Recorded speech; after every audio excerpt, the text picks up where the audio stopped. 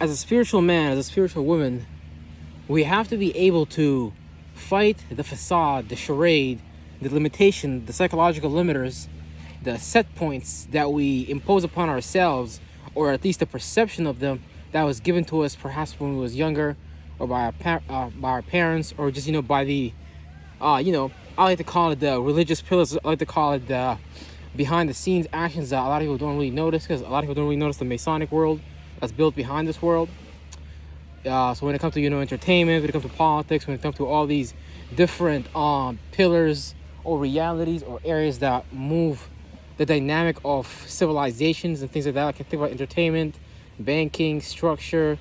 All those things are tied together at the end of the day, because the goal is to keep a person or a spirit inside of a body stuck inside of a loop that stimulates or simulates the system on the hierarchy that we call the matrix and things like that. Because really it's not about a hierarchy. Well, it kind of is at the same time as well, because that's the reason why we rule over animals, plants, and all these things, because we're a later evolution. This is a much more sophisticated body in terms of the faculties and how we can combine these things to create the individual realities on the point of views, or basically the relative positions that you are creating, the mathematical sequence that is your life or my life right now. So all these things are unique to us, and we're just basically observing that computation go by. But these things are written by us because we put so much energy inside of that space, and now I'm dealing with the residues and things like that. I was trying to see that's stars, but that's trees.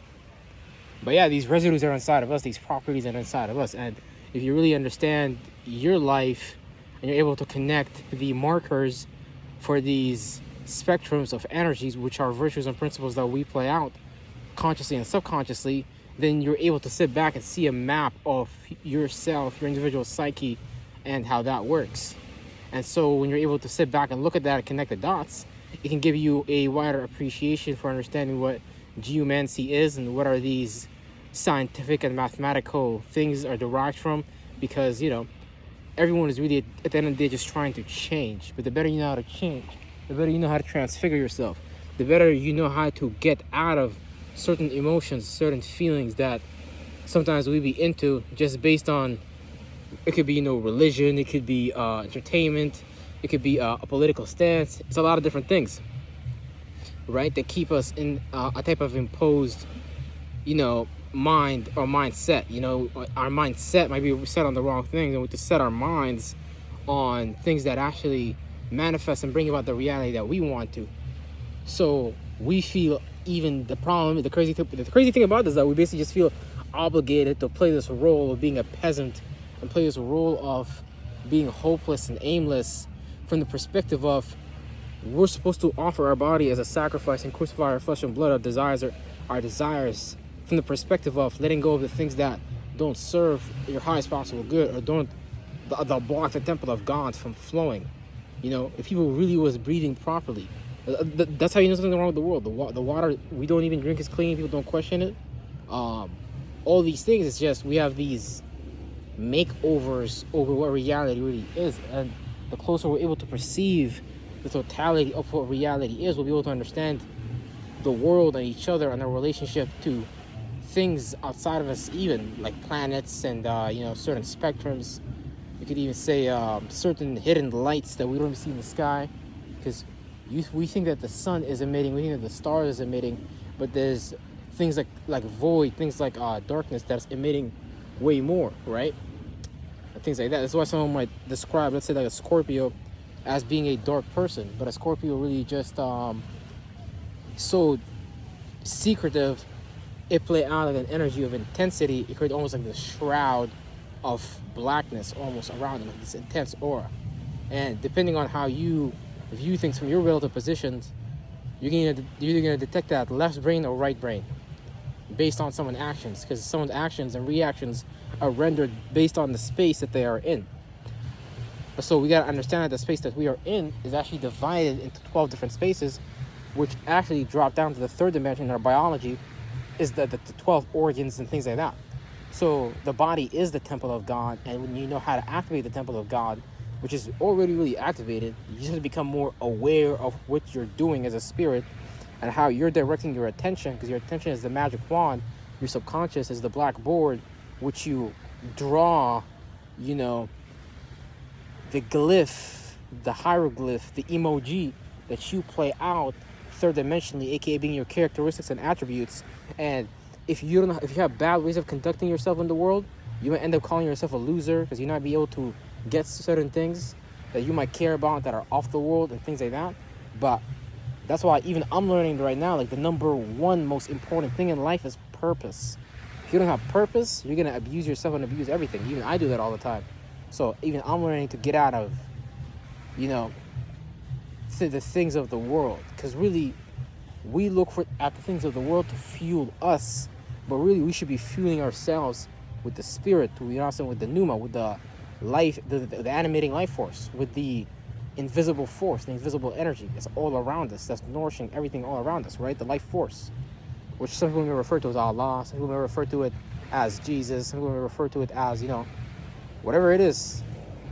There's something that's animating us and giving us force. And when we're able to learn that, when we're able to harness that, we're able to essentially transfigure reality, become like Neo, right? Like, so all of a sudden, thoughts and feelings from other people don't really influence and affect us no more. We are so intense, we are so 10 toes dipped down on our goals and our dreams and our aspirations and our inspirations, that we are no longer tapping into the materials of this reality. We are tapping into the materials of another reality, and we are representing it third dimensionally, because you're always going to be channeling yourself. So it's a term that a lot of people in the occult community use, as far as, you know, being able to channel yourself. Some people think that they're channeling beings from outside of them. It's really not.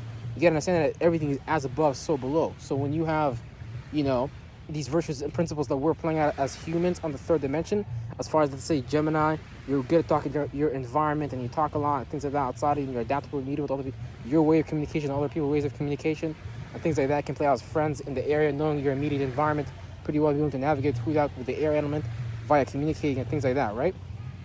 So it play out as different virtues and principles. You could be an Aries, you could have a lot of willpower, you could be passionate about your own ideas, you only see your own individuality, and you're passionate about that, you have your own ideas about things. You're viewed as like a leader, as someone who charges ahead and things like that, thinks later. He's like kick-ass, think later type of mentality, things like that. So we all have these third dimensions that we play out. It's just that sometimes we get lost in the exoteric, and we forget that all these things come from the esoteric. So that's the problem when we get lost externally, because all these things we created with our minds, we created with our, you know, our ability to weave together a net of elements and properties and things like that, because all these things come back to our ability to generate life, you know, because all of us as spirits, we do this next to each other. But you can become a bigger spirit, a more aware spirit, and start to be like this can later become a person that can become a witch, a wizard, and things like that. But you're really just doing what you already was doing, just at a much more superior fashion. Because if you're gonna sit back and let the world impact you, that means you're not emitting energy. That means your influence is weak. That means you get washed over by any person's energetical wave. Because in the future, everyone's authority is going to be measured with energy. And so if you don't have this energy, if you don't know who you are, and you don't know what you are, you're going to get destroyed by what's coming, which is basically just the system that's going to overclock your system, so you're not able to perceive things, and they got you stuck in this weird cycle. Because again, it's not everything outside of us fault. It's really just how we wire our energies that lead to eventually certain conclusions. That's why people say things like, oh, with age comes wisdom. Because when things age, like wine, beer, they start to develop more finer qualities and things like that. So, but you can develop those fine qualities just by aging mentally, though. So whenever you're able to understand those mental substances and elements, then you're able to evolve to a much more higher degree. And yeah, that's some real fucking shit right there. Kicking that knowledge.